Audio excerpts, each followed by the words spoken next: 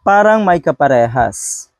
Ito, netizens notice similarity between It's Showtime segments and Eat Bulaga's Little Miss Philippines.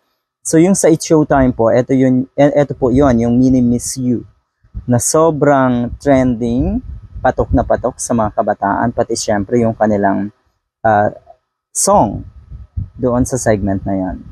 Alright, sa mga ganitong nangyayari, yung tipong nakikita ng mga netizens na ginagaya or may pagkakahalin tulad, alam nyo, wala yung problema sa It's Showtime.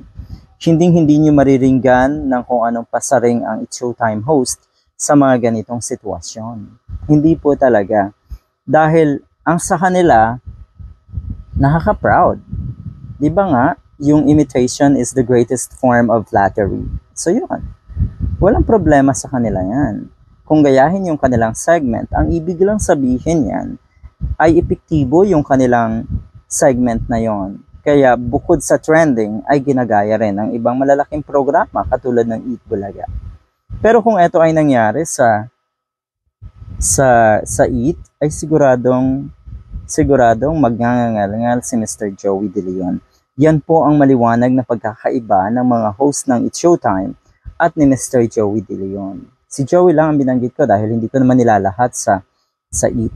Alright, tingnan natin to. Tila hindi maiwasan ng mga netizen na pagkumparahin ang It's Showtime at ang Little Miss Philippines ng Eat Bulaga. So ito ay napansin ng mga netizens. Pero again, wala itong problema. Wala tayong maririnig na patutsada galing sa mga host ng It's Showtime. Kaya nakakatuwa. Kung gayahin, walang problema. Kung halimbawa ang It's Showtime naman ang manggaya sa isang segment sa Eat or sa Eat Bulaga na mukhang hindi naman mangyayari, kung sakali lang, siguro naman wala rin problema na ang ibig sabihin din, epektibo yung programa na yon or yung segment na yon ng Eat Bulaga at ng Eat kung gagayahin ng It's Showtime. Diba? Mini-miss you lang ang peg. Nako po, Eat Bulaga, gumawa naman po kayo ng bago at orihinal. Huwag puro gaya, lahat ng segment nyo puro gaya. Mula sa Gidli. Yung Gidli daw ay ginayan naman doon sa dating or sa Eat na segment, Gedli. Alright. Kopyang-kopya daw. Paganahin naman daw ang utak ng mga writers ng Tape Incorporated. Alright. Siguro nagdi-discover pa lang naman sila. Kaya ganito.